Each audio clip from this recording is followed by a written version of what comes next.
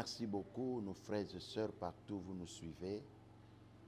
Aujourd'hui, nous venons dans ce premier numéro parce que la fois passée, nous avons dit que c'était juste vous flasher sur la réalité de cette grande émission qui est la vie de foi. La vie de foi, c'est une émission qui va nous amener à découvrir combien Dieu est bon et il est merveilleux. Nous avons dit la fois passée, pour arriver à la démonstration de la foi, il faut porter une toge qui n'est pas naturelle. Quand je parle de la toge qui n'est pas naturelle, parce qu'il y a deux mondes, comme nous avons dit la fois passée, il y a le monde des humains et le monde spirituel qui est le monde de Dieu.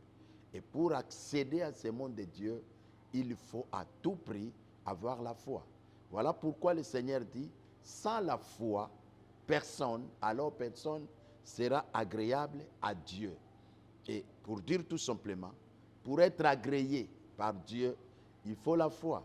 Parce que la foi va nous amener à entrer dans ce monde qui n'est pas naturel, qui est le monde de Dieu. Au fait, j'ai toujours dit, la foi c'est comme si on a encore des yeux qui ne sont pas naturels, mais les yeux qui sont spirituels, que nous appelons les yeux du cœur. Alors ce soir, ou ce jour, ou ce matin, tout dépend de partout où vous nous suivez, je viens partager avec vous un passage de la Bible.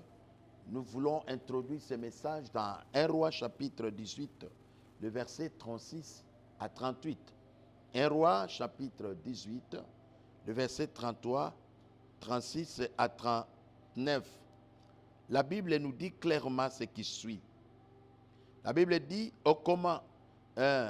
au moment de la présentation de l'offrande, Élie, le prophète, s'avança et dit, l'Éternel Dieu d'Abraham, d'Isaac et d'Israël, que l'on sache aujourd'hui que tu es Dieu en Israël, que je suis ton serviteur et que je fais toutes choses par ta parole. Verset 37. Réponds-moi, Éternel, réponds-moi, afin que ce peuple reconnaisse que c'est toi, l'Éternel, qui est Dieu, et que c'est toi qui ramène leur cœur. Verset 38. Et le feu de l'Éternel tomba, et il y consuma l'holocauste, le bois, les pierres et la terre, et il absorba l'eau qui était dans le fosse.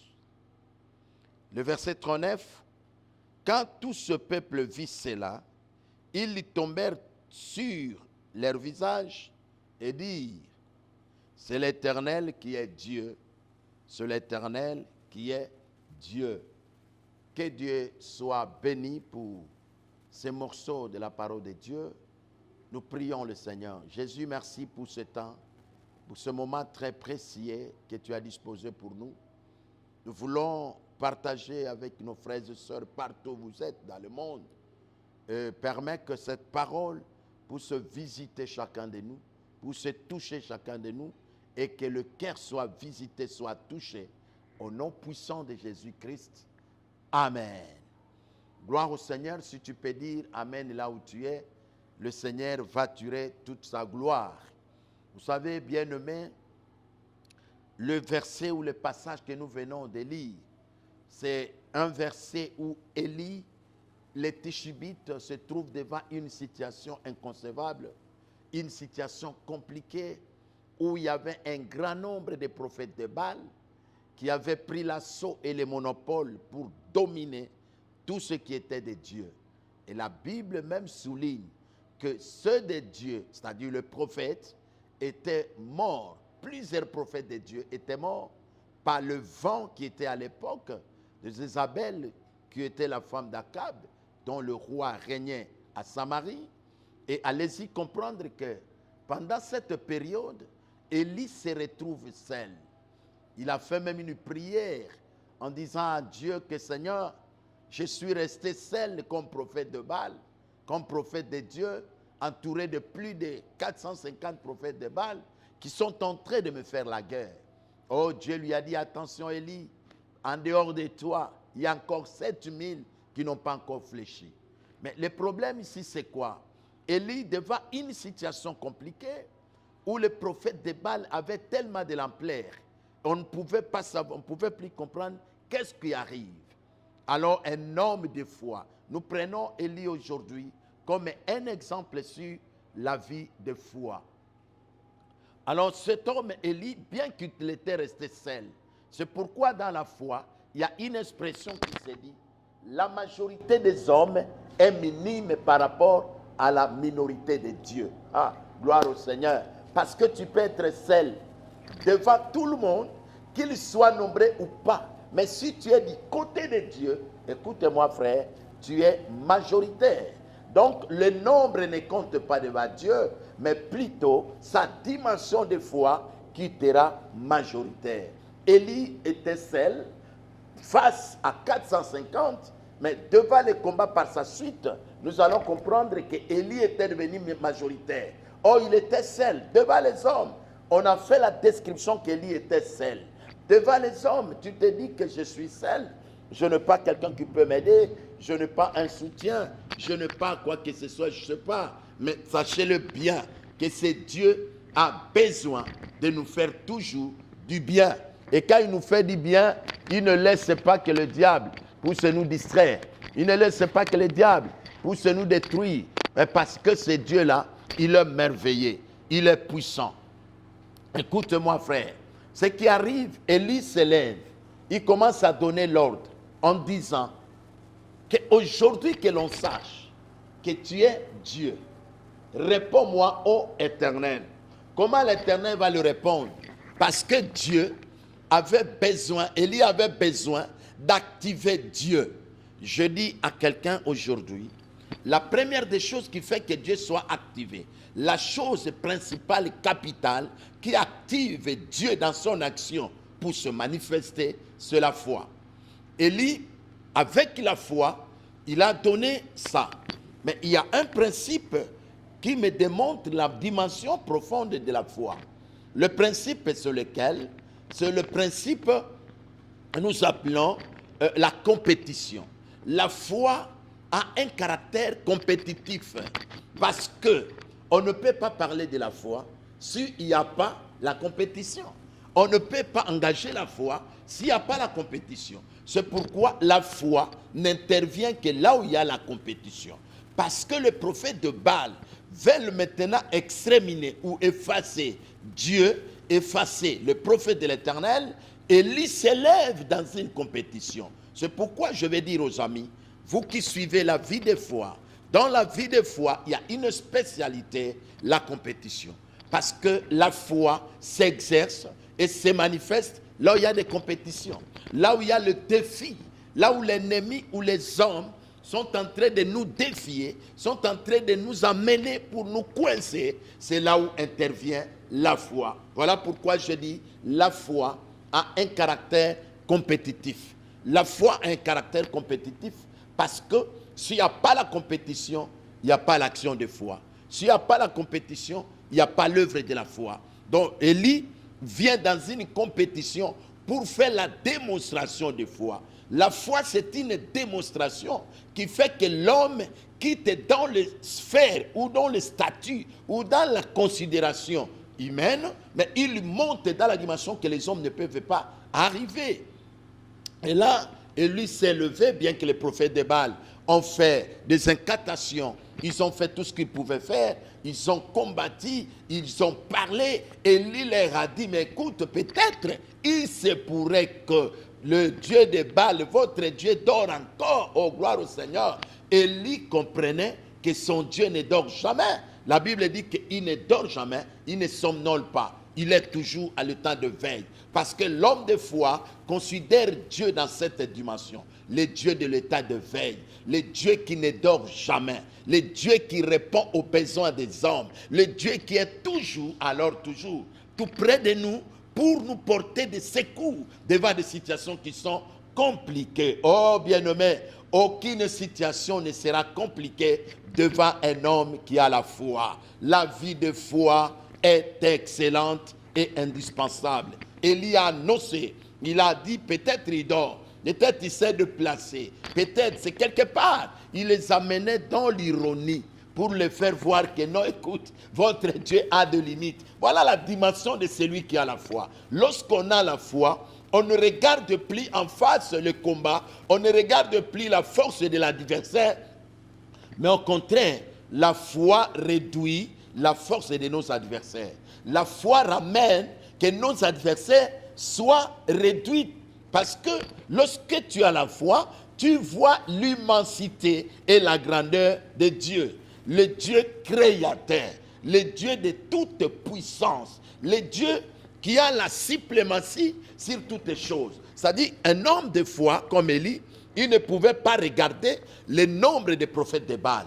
Il ne pouvait pas regarder le nombre de ceux qui le combattaient. Il ne pouvait pas regarder, comprenez avec moi, parce que Baal était nombreux.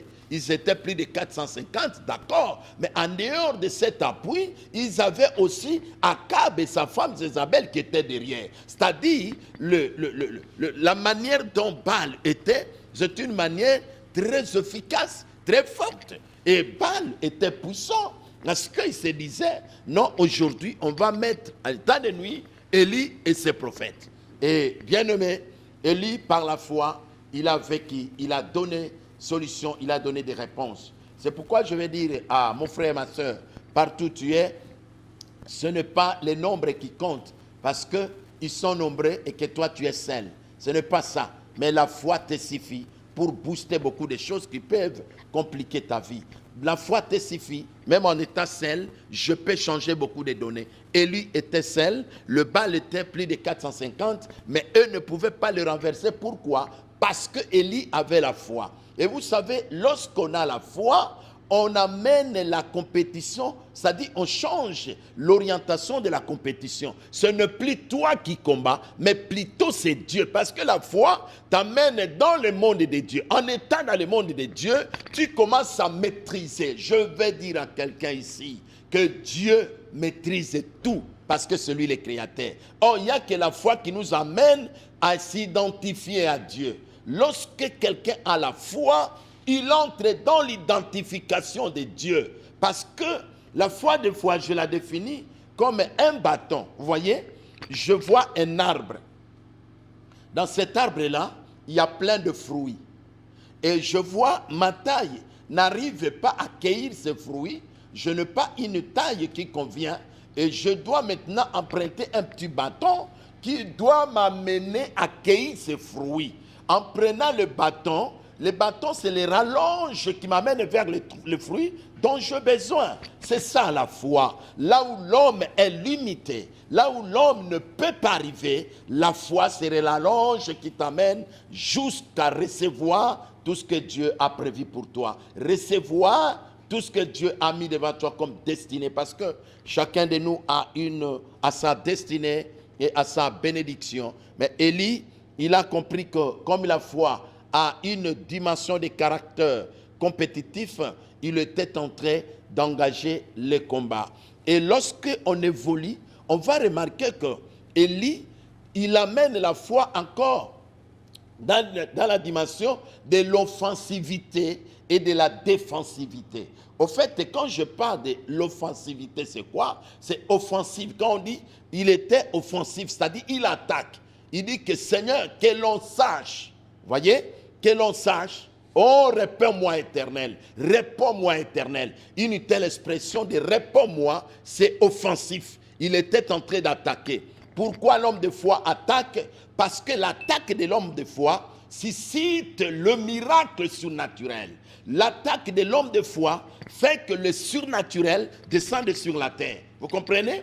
Donc, lorsqu'on est en train de monter, lorsqu'on est en train d'agir d'une manière offensive, vous êtes en train de stimuler l'action surnaturelle de descendre sur la terre. Donc, vous comprenez que Élie était un homme puissant. Et vers la deuxième phrase, il dit que l'on sache que tu es Dieu. C'est la défense du nom de Dieu. Donc, lorsqu'on a la foi, on fait la défense de Dieu. Et dans la défense, nous sommes en train de boucler le terrain afin que l'ennemi n'accède pas, afin que le diable n'accède pas. C'est-à-dire, la foi, dans sa dimension, double que je suis en train de dire, de l'offensivité et la défensivité, oh bien-aimé, il attaque pour susciter le miracle de Dieu, le surnaturel de se manifester auprès des hommes, et défensivité, se bloquer pour que l'ennemi n'entre pas. Donc, bien-aimé, la foi est indispensable.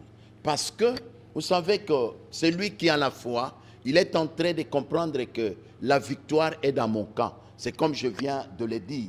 La foi nous amène dans une dimension très profonde pour vivre que les choses qui sont d'en haut.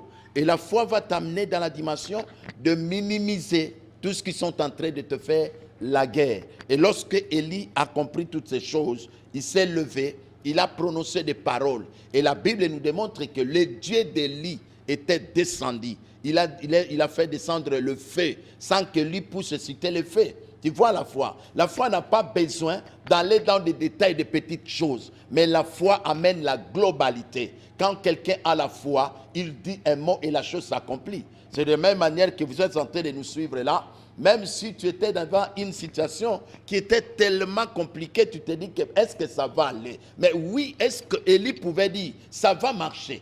Élie pouvait dire, ça va aller ou ça ne va pas aller. Mais oui, devant le prophète de Baal, apparemment, sur le plan naturel, Élie était faible, naturellement parlant, comme celui qui me suit, comme ma soeur, mon frère, partout vous suivez, tu te sens trop faible par rapport à ce que tu vis. Mais je vais te dire, la vie de foi ne voit pas toutes ces choses. La vie de foi t'amènera dans la majorité. Peu importe les combats que tu connais, peu importe les difficultés qui sont tout autour de toi, peu importe des choses qui sont tellement bizarres devant toi, je vais t'exhorter de ne pas regarder ça. La vie de foi est venue pour consolider notre façon de voir les choses. Nous ne verrons plus comme tout le monde, mais nous disons, la foi c'est la compétition. Pourquoi ceci m'arrive? Parce que Dieu veut que je manifeste ma foi. Parce que Dieu veut que je relève mon niveau de foi. Parce que sans la foi, il est difficile de vivre le miracle. Le miracle est dans la foi. Parce que celui qui a la foi, il est ferme dans la parole de Dieu. Il y comprend. Et il dit, réponds-moi, ô Éternel, réponds-moi. Il a demandé à Dieu, sinon à ta parole. Et c'est pourquoi vous verrez un homme dans la Bible qu'on a appelé Pierre. Pierre, c'est un homme qui était expérimenté dans la pêche. Et vous savez bien, dans la pêche, Pierre, il était en train de travailler. Et la Bible nous dit que toute la nuit, alors toute la nuit, mais dans la conception des pisciculteurs, les gens qui font la pisciculture, c'est-à-dire la pêche, qui font le commerce de poissons, ou qui font des chasses de poissons, ou ceux qui cherchent des poissons, ces gens-là, ils ont la notion très importante. Laquelle des notions? Ils savent que pendant la nuit, selon la logique naturelle de l'eau et son fonctionnement, le poisson monte au-dessus la nuit parce qu'ils doivent nager au-dessus. Et quand il fait jour, les poissons préfèrent aller très profond et entrer dans la profondeur. Et mais c'est pourquoi vous verrez que les pêcheurs ont toujours l'habitude de pêcher pendant la nuit. Parce que la nuit, la pêche est un peu allégée, a beaucoup de facilité, on peut attraper des poissons. Mais pendant le temps de la facilité, de la technicité d'un homme comme Pierre, la Bible nous dit que toute la nuit, il n'a rien attrapé. Il n'a rien attrapé. Toute la nuit. Et il se réveille le matin, il n'y a rien. Mais curieusement, il raconte un homme. Cet homme, c'est Jésus. Parce que quand je parle d'avoir la foi, c'est la foi en Christ Jésus. Lorsque tu as la foi en Christ Jésus, tout devient possible. Et Jésus dit, écoute, je vais encore aller avec toi dans les eaux profondes pour qu'on puisse pêcher. Mais logiquement, naturellement, comprenez avec moi, parce que la nuit, les poissons sont montés et la journée, les poissons vont rentrer encore dans la profondeur. Et c'est pendant ce temps de l'impossibilité que Jésus vient. Je dis à une personne, Tu traverses les temps de l'impossibilité. Oui, le monde et l'humanité, selon ce qui couvre l'univers, c'est impossible, la chose ne passera pas. Mais je vais te dire, l'homme de foi donne des solutions là où il y a l'impossibilité. Vous savez que lorsque Jésus est venu, il lui a dit, va encore dans les eaux profondes. Jésus a l'identification. Jésus connaît la profondeur. Jésus a la notion. Parce que celui qui a la foi, il se réfère que de la personne de Jésus. Et Pierre a dit, c'est bien bon de me dire d'aller dans les eaux profondes, j'accepte. Mais une seule chose, je ne le ferai pas selon ma technicité, parce que selon moi, j'ai échoué. Je n'ai pas réussi. J'ai tout fait la nuit, rien ne tenait. Mais à cause de ta parole. Il dit, sinon, à ta parole. La foi est dans la parole de Dieu. Sinon, à ta parole. Donc, Pierre, il a relevé sa dimension de foi en s'accrochant à la parole de Dieu. Frère, la parole de Dieu que Dieu nous a donnée, sa parole qui est avec nous, la parole qui vit avec nous, c'est la vie, c'est le miracle. Voilà pourquoi la fois passée, je vous avais dit, cette parole n'est pas une lettre, mais c'est un miracle. C'est pourquoi on parle de logos et le rema. Donc le logos, c'est juste la lettre écrite, mais le rema, c'est la révélation qui est cachée. De cette révélation-là ressort la foi. Et lorsque Pierre s'est levé, il a dit que sinon à ta parole, il se désengage de toute sa technicité, mais il lui fait introduire Dieu dans cet enfer. Oh, laisse que cette femme, cet homme qui me suit, que tu engages Dieu dans la dimension de Dieu. Laisse ta technicité, parce que la foi t'amènera à engager Dieu. La foi t'amènera à mettre ta technicité de côté et à dire qu'il y a un Dieu dans le ciel qui est capable. Au moment que je suis en train de parler, je sens une dimension que Dieu veut booster beaucoup de gens qui me suivent. Parce que la foi, ça booste plusieurs. Et il a jeté, pas parce que lui, Pierre, était technicien, mais il a jeté parce que Jésus en a dit. Et il dit, sinon à ta parole. Parce que cette parole, c'est la parole miraculeuse. Cette parole, c'est la parole créatrice. Cette parole, c'est la capacité de l'existence de l'univers. Oh, laisse que cette parole commence à agir. Lorsqu'il a jeté en soulevant le filet, la Bible déclare que le filet pesait. Le filet était devenu très lourd. Oh, ce plan de poisson, il ne pouvait plus soulever. Voilà ce que la foi peut faire. Lorsqu'il a dit, sinon à ta parole, il s'est désengagé. Je suis en train de parler avec mes frères et sœurs. La foi t'amène à se désengager de ton savoir, de ta technicité et de ne pas regarder la capacité vaste quoi de ceux qui t'entourent de tes combats. Mais la réalité, c'est la puissance de Dieu qui monte en toi. Laisse que cette parole, oh, cette mission de vie de foi vienne sauver une personne, vienne sauver un homme, vienne donner la vie partout où vous êtes. Je parle au nom de l'Éternel, à la parole de Dieu, par la puissance de foi, là où tu étais limité, laisse que quelque chose d'exceptionnel pénètre ta vie. Parce que même si tu as échoué toute la nuit, il y a l'espace de la journée qui met de côté ta technicité. Et l'espace de la journée qui met de côté la technicité de Pierre déclenche le miracle. Alléluia. Oh, l'espace, n'est-ce pas, d'Élie devant le prophète de Baal. Cela a fait que tout ce peuple-là sache qu'il y a un seul Dieu capable. Oh, je suis en train de dire, il y a des choses qui vont arriver dans ta vie. Pas parce que toi tu es meilleur, pas parce que tu as été fort, pas parce que tu as été puissant, mais tout simplement parce que tu as eu confiance à la parole de Dieu. C'est ça la foi.